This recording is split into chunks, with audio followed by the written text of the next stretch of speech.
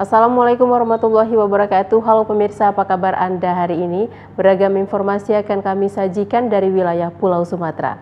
Bersama saya Wanasari, inilah kabar Sumatera selengkapnya.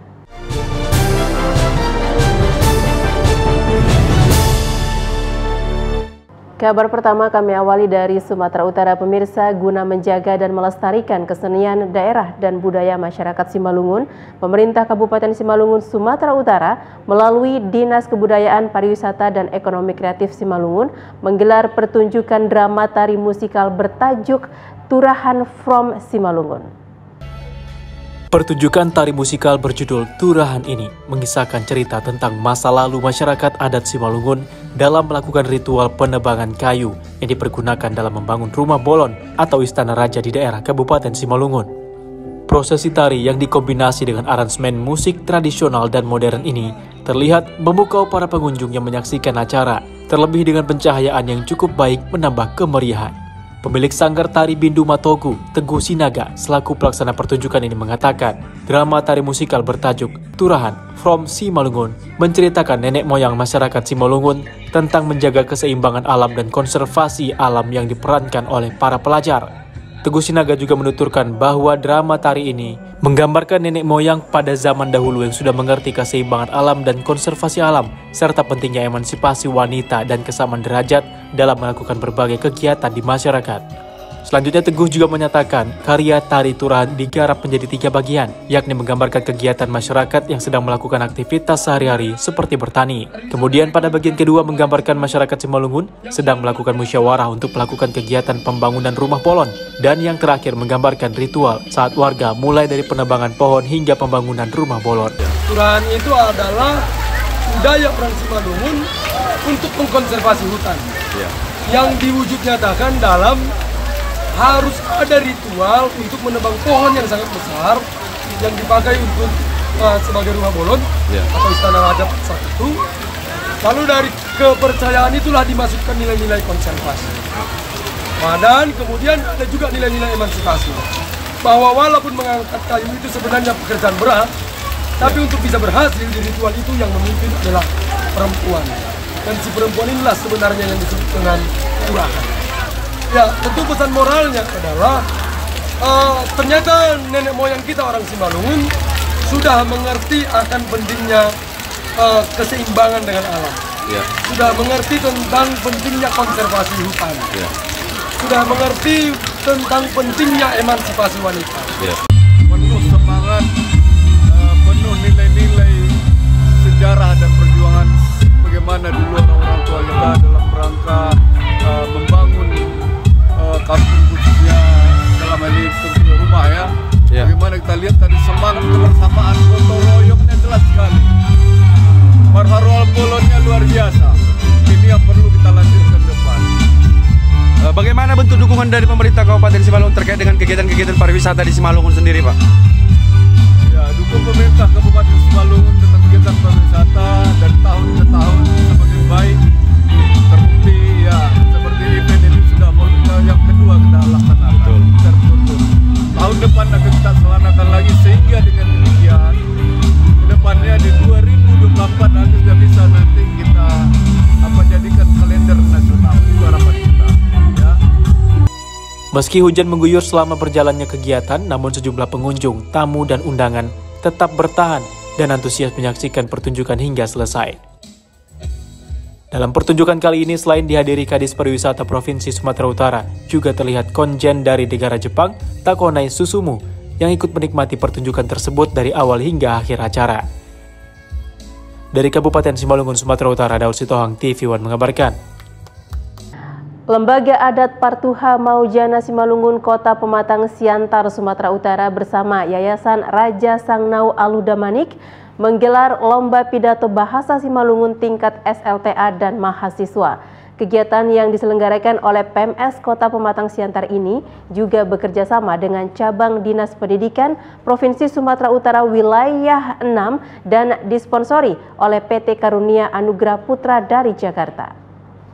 Acara Lomba Pidato Bahasa Simalungun ini digelar di lapangan parkir pariwisata di Jalan Merdeka, Kelurahan Proklamasi, Kecamatan Siantar Barat, Kota Pematang Siantar pada Jumat 10 November kemarin. Acara ini juga dihadiri Wali Kota Pematang Siantar, Susanti Dewayani, sekaligus turut langsung membuka lomba pidato bahasa Simalungun tingkat pelajar SMA dan mahasiswa ini. Sementara itu Budiman Damanik selaku pimpinan perusahaan PT Karunia Anugrah Putra yang menjadi sponsor tunggal acara, turut hadir menyaksikan kegiatan dan memperoleh kehormatan dengan disematkan pakaian adat Simalungun oleh panitia. Ketua Panitia Juniarman Saragi di hadapan tamu dan undangan serta para peserta yang hadir mengungkapkan banyak terima kasih kepada Pemko Pematang Siantar serta kepada Budiman Damanik karena telah bersedia menjadi sponsor tunggal dalam acara ini.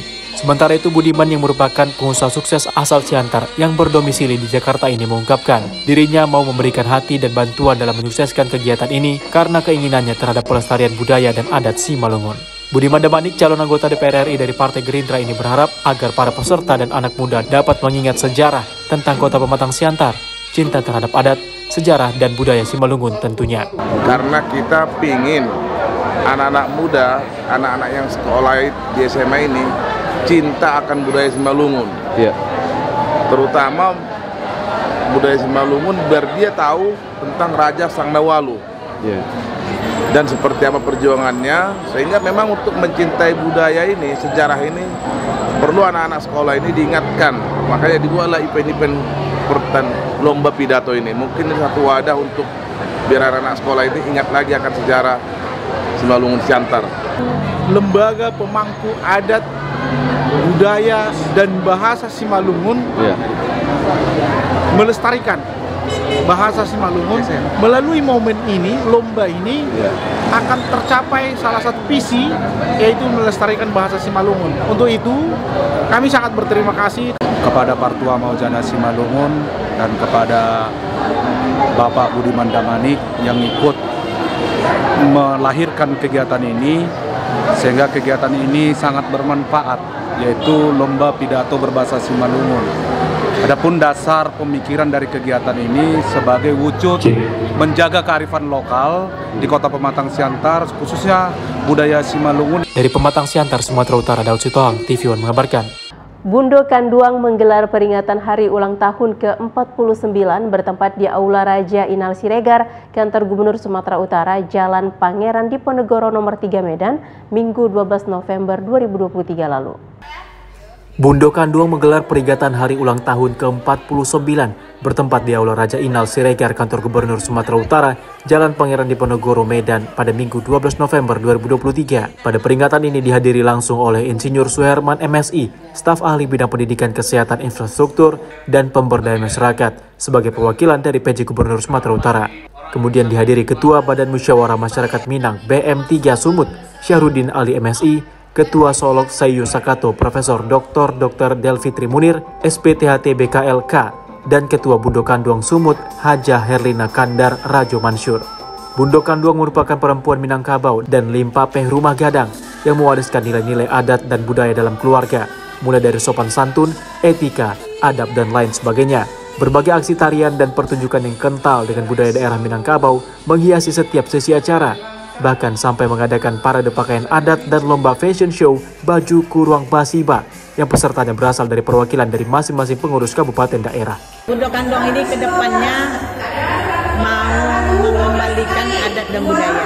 Itulah satu impian Bundo Kanduang yang dicipta-ciptakan supaya anak cucu ke depan dan orang-orang muda, putih-putih buzu bisa mengikuti adat dan budaya Minang.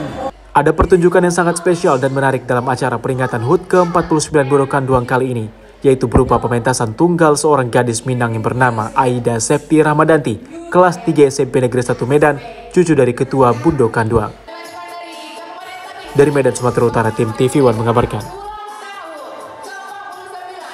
Peringatan Hari Pahlawan 10 November menjadi momentum Angkatan Laut mengajak generasi muda mengenang jasa para pahlawan. Lantamal 1 melaksanakan tabur bunga untuk mengenang jasa para pahlawan yang telah gugur memperjuangkan Indonesia.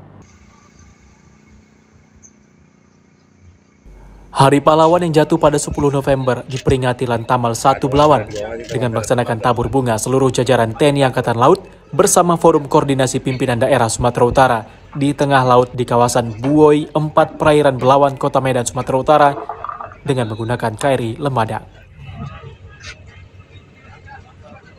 Detik-detik peringatan Hari Pahlawan ini ditandai dengan hening cipta diiringi sirine panjang armada KRI yang sandar di dermaga Mako Lantamal 1 Belawan.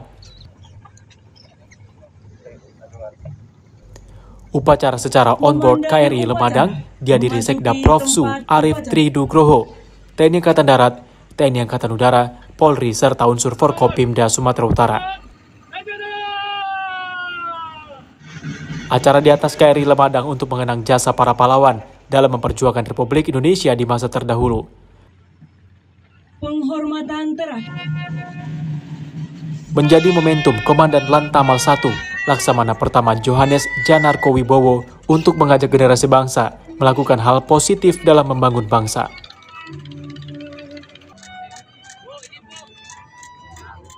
Lantamal 1 Belawan juga mengajak anak muda agar meneruskan perjuangan para pahlawan dengan menjauhi narkoba dan memberikan pesan yang pernah disampaikan Bapak Proklamasi Indonesia, yakni hanya bangsa yang menghargai jasa pahlawannya dapat menjadi bangsa yang besar.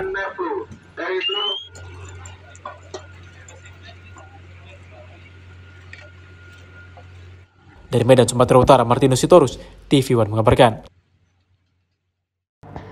Dengan alasan tulang punggung keluarga dan baru pertama mencuri, Kejaksaan Negeri Langkat memberikan restoratif justice kepada seorang pencuri berondolan kelapa sawit.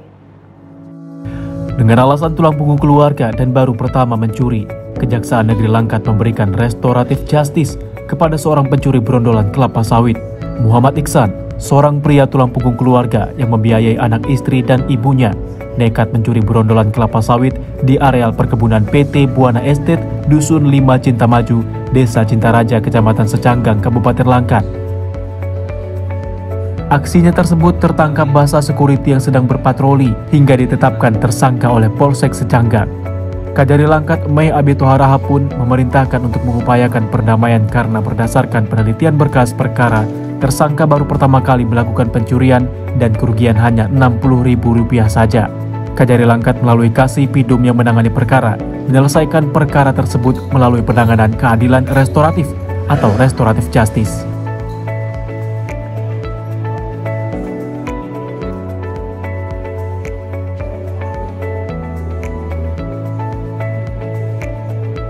Terima kasih yang sebesar-besarnya kepada Bapak Jaksa Agung Republik Indonesia.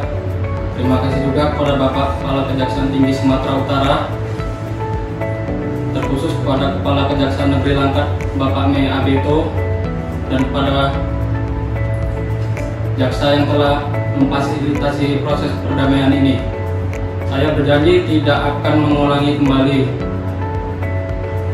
Sukses terus untuk Kejari Langkat.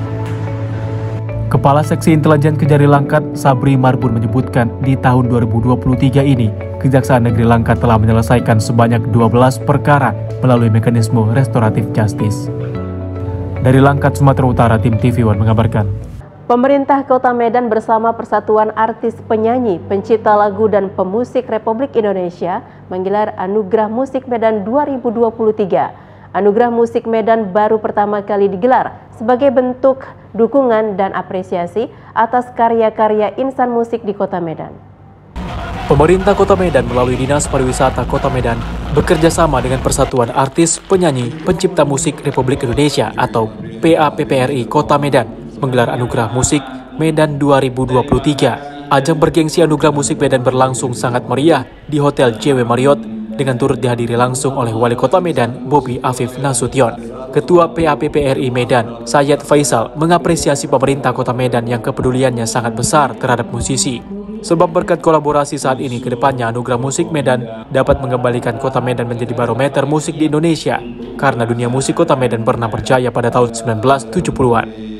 Pada acara Anugerah Musik Medan ini, Bobi Nasution yang dinobatkan sebagai anggota kehormatan Persatuan Artis Penyanyi Pencipta Lagu dan Pemusik Republik Indonesia atau PAPPRI ini menyampaikan Anugerah Musik Medan dapat terus dilakukan setiap tahunnya, sehingga industri musik di Kota Medan menjadi lebih baik lagi ke depannya dan mampu membuka lapangan pekerjaan sekaligus menggerakkan roda perekonomian lewat musik. Upaya kami pemerintah Kota Medan memberikan apresiasi kepada seluruh insan musik, anak-anak kreatif Kota Medan yang bergelut di bidang musik, agar apa yang dikreasikan oleh anak-anak Medan yang berkecimpung di bidang musik ini bisa didengar, bisa dinikmati, dan bisa sama-sama kita nilai.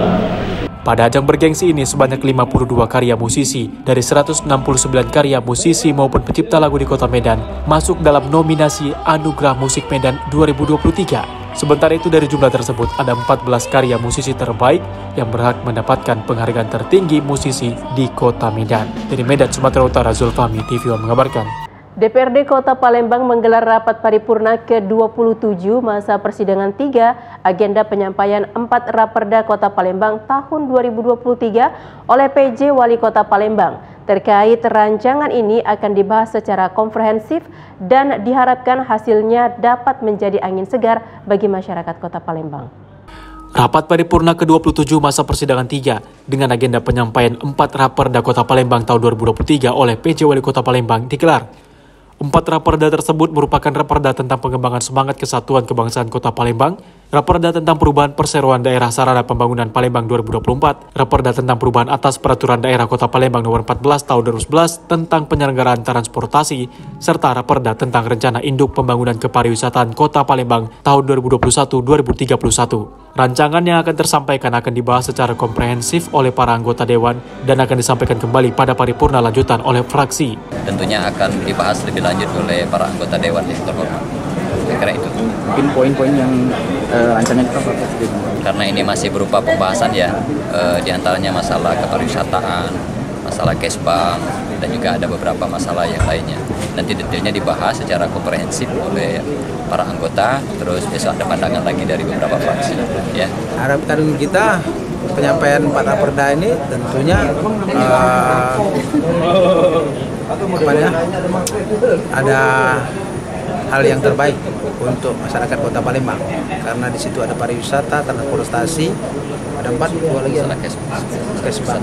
Nah, ini Kesbang berkaitan dengan kesatuan bangsa. Kemudian satu lagi ada 4 pariwisata, ya. Ada 4 Raperda. Dari Raperda yang tersampaikan diharapkan dapat menjadi angin segar bagi masyarakat Kota Palembang. Dari Palembang, Sumatera Selatan, Febriansyah, TV One mengabarkan. Menindaklanjuti 4 Raperda Kota Palembang tahun 2023 yang disampaikan oleh PJ Wali Kota Palembang Senin 13 November 2023 lalu, DPRD Kota Palembang menggelar rapat paripurna ke-28 masa persidangan 3 agenda pemandangan umum fraksi-fraksi terhadap penyampaian 4 Raperda Kota Palembang tahun 2023. Rapat paripurna ke-28 masa persidangan 3 agenda pemandangan umum fraksi-fraksi terhadap penyampaian 4 Ranperda Kota Palembang tahun 2023 digelar. Secara keseluruhan pemandangan umum dari tiap fraksi menyetujui adanya 4 Ranperda tersebut, akan tetapi secara khusus akan dipelajari kembali. Usai menyatakan Ranperda yang disetujui, ada beberapa fraksi yang menambahkan dan mengimbau kepada pemerintah Kota Palembang untuk gerak cepat dalam penanganan beberapa hal, seperti banyaknya lampu jalan yang padam dan sangat dikeluhkan warga, serta ada beberapa jalan yang mengalami kerusakan akibat galian proyek IPAL.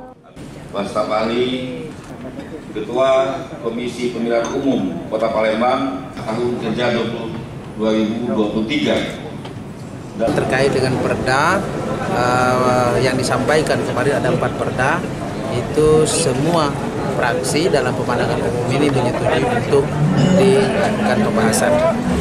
Kalau dari yang disampaikan oleh fraksi-fraksi Pak, mungkin apa nih yang paling banyak Pak yang dikeluhkan? Ya, kalau untuk pemandangan umum terkait dengan Raperda itu sudah disampaikan. Kemudian ada tambahan terkait lampu penerangan jalan yang banyak mati. Ini yang banyak disoroti oleh fraksi-fraksi DPRD Kota Palembang. Pemerintah Kota Palembang pun segera menindaklanjuti apa yang disampaikan dari para fraksi sehingga Kota Palembang akan lebih baik ke depannya. Dari Palembang, Sumatera Selatan, Febriansyah, TV One mengabarkan.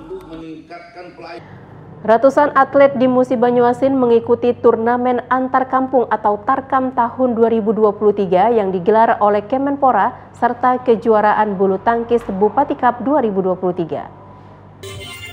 Acara pembukaan turnamen olahraga volleyball antar kampung atau Tarkam yang digelar oleh Kementerian Olahraga tahun 2023 diawali dengan senam sehat bersama yang diikuti seluruh peserta. Pembukaan kejuaraan olahraga volleyball antar kampung ini dilaksanakan di Kabupaten Musi Banyuasin, Sumatera Selatan. Ratusan atlet dari 227 desa ikut dalam ajang olahraga bergengsi ini dengan memperebutkan hadiah ratusan juta rupiah. Selain untuk mencari pemain profesional, ajang volleyball Tarkam ini juga sebagai wujud untuk memupuk mental para atlet serta hiburan bagi masyarakat Musi Banyuasin. Kita melakukan kegiatan yang diinisiasi oleh Kementerian Kemenpora Republik Indonesia, yaitu kegiatan Tarkam, lomba olahraga dalam rangka memberikan hiburan, memupuk mental dan sportivitas anak-anak. Lombanya itu bulu tangkis, bola voli, dan atletik. Ini tujuannya adalah untuk mengolahragakan masyarakat dan memasyarakatkan olahraga. Kemudian juga untuk mencari talenta-talenta muda yang insya Allah nanti akan kita jadikan atlet-atlet andalan Kabupaten Musi Banyuasin. Dan alhamdulillah kita diberi kepercayaan oleh kementerian untuk melaksanakan ini. Dan Pak Menteri melalui Pak Staf Ahlinya sudah melihat bagaimana kesiapan fasilitas olahraga di Kabupaten Musi Banyuasin. Artinya kita berharap kepada kementerian agar kegiatan-kegiatan nasional bahkan kegiatan-kegiatan internasional di sisi olahraga bisa dilaksanakan di Kabupaten Musi Banyuasin. Selain ajang turnamen volleyball antar kampung, juga digelar ajang turnamen bulu tangkis Bupati Cup 2023 yang juga diikuti oleh ratusan peserta dengan memperebutkan hadiah ratusan juta rupiah. Dari Musi Banyuasin, Sumatera Selatan, Puja Kusuma TV One mengabarkan. Pemerintah Musi Banyuasin, Sumatera Selatan menggelar gerakan pangan murah atau operasi pasar murah. Gerakan pangan murah ini digelar sebagai wujud dalam menekan inflasi serta meringankan beban masyarakat. Antusiasme warga sangat tinggi saat menyambut kedatangan PJ Bupati Musi Banyuasin Apriyadi yang didampingi Kepala Dinas Ketahanan Pangan Ali Badri dan Camat Babat Toman Heru Karisma. Mereka hadir saat membuka operasi pasar murah atau gerakan pangan murah di Desa Mangun Jaya, Kecamatan Babat Toman, Musi Banyuasin, Sumatera Selatan pada Rabu 15 November 2023. Gerakan pangan murah ini digelar oleh pemerintah Musi Banyuasin melalui Dinas Ketahanan Pangan Musi Banyuasin. Sebanyak 8 ton beras disiapkan untuk warga dengan 1.600 paket, yakni paket beras 5 kg dan minyak makan 1 kg yang dijual dengan harga Rp69.000. Sementara Dinas Ketahanan Pangan Muba sudah 4 kali menggelar pasar murah ini. Dengan harga Rp69.000 berupa beras 5 kilo ditambah dengan minyak goreng 1 kilo. Kalau di pasaran tuh harganya berapa itu, Pak? Kalau di pasaran itu selisih dari kedua bahan tersebut sekitar Rp20.000. Berarti ada subsidi, Pak? Ada subsidinya berarti ya? Subsidi itu harga bulog. Jadi kita hanya membantu transport. Kita setiap minggu melaksanakan operasi pasar, menyasar desa-desa atau wilayah-wilayah yang harga berasnya, harga sembakonya agak tinggi. Hasil survei dari statistik. Oleh karena itu hari ini kita ke Kelurahan Mangun Jaya ini membawa 8 ton beras, kemudian ada membawa 1.600 paket minyak goreng untuk melaksanakan operasi pasar di sini. Dan ini kita lakukan terus. Alhamdulillah hari ini di Kecamatan Babat Toman, tepatnya di Kelurahan Mangun Jaya. Dari Musi Banyuasin, Sumatera Selatan, Puja Kusuma TV One mengabarkan. Ketersediaan air bersih masih menjadi kendala bagi 194 rumah tangga di Pekon Sukabanjar 2 Ujung Rembun, Kecamatan Lumbok Seminung, Kabupaten Lampung Barat. Pratin dan warga meminta pemerintah kabupaten ataupun pemerintah Provinsi Lampung segera membangun sarana air bersih yang layak. Ketersediaan air bersih masih menjadi kendala bagi 194 rumah tangga di Pekon Sukabanjar 2 Ujung Rembun, Kecamatan Lumbok Seminung, Kabupaten Lampung Barat. Pratin dan warga meminta pemerintah kabupaten ataupun pemerintah Provinsi Lampung segera membangun sarana air bersih yang layak. Untuk mengatasi kesulitan air bersih, sejak 7 tahun silam, Pratin setempat mengajak warga bersuadaya mengadakan mesin jet pump bertenaga turbin untuk mendorong air sungai sejauh 700 meter menuju bak umum yang ada di Dusun 3 Marga Jaya. Akhirnya air baku tiba di dusun, namun teknik ini butuh biaya besar untuk pemeliharaan berkala. Selain itu, mesin harus diganti setahun sekali. Warga berharap pemerintah dapat membangun proyek sarana air bersih yang lebih layak dan murah biaya perawatannya. Warga juga berharap pipanisasi air baku bisa sampai ke rumah warga, bukan di bak umum. Ada 37 kepala keluarga yang memanfaatkan bak umum di Dusun Marga Jaya. Mereka semua membayar iuran per bulan untuk pemeliharaan jaringan. Ya harapannya kalau bisa ya ke rumah lah. Saluran airnya? Saluran airnya. Kenapa minta ke rumah? Ya supaya enak, kan tidak seberapa jauh. Ini salah satunya yang kita lihat, salah satu turbin penyedot air atau pendorong air. Ini untuk memenuhi kebutuhan masyarakat saya 37 kakak. Nah, ini swadaya masyarakat. Swadaya masyarakat. Harapan saya selaku Pratim Bukan Ujurumbun kepada dinas terkait, kami mengharapkan supaya Ujurumbun ini dibangun sarana air bersih yang bisa memfasilitasi bukan hanya satu pemangku tapi minimal 3 pemangku yang ada di Pekon Ujurumbun gitu, Pak. Harapan saya ke depan. Dari Lampung Barat, Lampung, Pujiansyah TV mengabarkan. Sebanyak 20 rumah tangga tidak mampu dan 72 siswa-siswi di Pekon Pelita Jaya, Kecamatan Pesisir Selatan, Kabupaten Pesisir Barat, Lampung menerima bantuan dari dana desa. Sebanyak 20 rumah tangga tidak mampu dan 72 siswa-siswi di Pekon Pelita Jaya, Kecamatan Pesisir Selatan, Kabupaten Pesisir Barat, Lampung menerima bantuan dari dana desa. Bantuan langsung tunai yang disalurkan Selasa lalu merupakan BLT-DD tahap 3 untuk bulan Juli hingga September sebesar Rp900.000. 20 kakak penerima BLT-DD tahun ini adalah lansia atau kepala keluarga yang mengidap sakit menahun. Menurut pemerintah Pekon Pelita Jaya, jumlah rumah tangga miskin yang tergolong ekstrim di Pekon ini ada 36 kakak. Dari jumlah tersebut sebanyak 16 kakak sudah menerima bantuan PKH lansia. Sebab itu dana desa digunakan untuk memberikan BLT kepada 20 kakak tersisa. Senang ada sedihnya. Apa sedihnya, Bu? Dikarenakan sedih itu, ya bapak baru meninggal lah, baru 100 hari. Ya kadang-kadang untuk beli pil, berobat. Selain menyalurkan BLT-DD pada hari yang sama, pemerintah Pekon juga memberikan beasiswa untuk siswa berprestasi dan siswa kurang mampu tingkat SD dan SMP. Ya, Bapak akan terus belajar biar biar jadi siswa yang berprestasi. Untuk sasaran penerimanya kita lansia, untuk bapak-bapak, ibu-ibu yang memang ada penyakit menahun, itu utamanya kita. Prioritas kita itu. Program ini kita sudah berjalan sekitar 4 tahun. Ya, tujuannya jelas, inilah bentuk perhatian pemerintah Pekon, terus juga untuk penyemangat khususnya anak-anak Pelita Jaya biar semangat lagi. Dari Pesisir Barat, Lampung, Pujiansyah TV One mengabarkan. Dinas Kesehatan Kota Pagar Alam Sumatera Selatan memperingati Hari Kesehatan Nasional ke-59 dengan berbagai rangkaian kegiatan. Salah satunya adalah sunatan massal gratis dan pemeriksaan kesehatan. Dengan tema Transformasi Kesehatan Indonesia Maju dan pencanangan Germas Gerakan Masyarakat Hidup Sehat, Dinas Kesehatan Kota Pagar Alam melaksanakan kegiatan HKN di halaman kantor Dinas Kesehatan Kota Pagar Alam, Kamis 16 November 2023. Kegiatan ini dihadiri langsung PJ Wali Kota Pagar Alam, Lusapta Yuda Kurnia, Sekda Pagar Alam Rano Fahlesi, Kepala Dinas Kesehatan Desi Elviani, serta Kepala OPD di lingkungan pemerintah Kota Pagar Alam. Dari rangkaian kegiatan ini, Dinas Kesehatan menggelar sunatan massal gratis dan juga melakukan cek kesehatan bagi masyarakat yang hadir. Selain itu juga digelarnya senam bersama OPD dan berbagai perlombaan masak dan lainnya di lingkungan Dinas Kesehatan. Menurut PJ Wali Kota Pagar Alam, Lusapta Yuda Kurnia, peringatan Hari Kesehatan Nasional yang digelar Dinas Kesehatan ini sangat perlu diapresiasi. Alhamdulillah, ini semua terlaksana dengan baik. Kegiatan ini kita awali dengan sunat bersama, kemudian melakukan kegiatan kepada masyarakat dengan melakukan sunatan massal dan pengecekan cek kesehatan.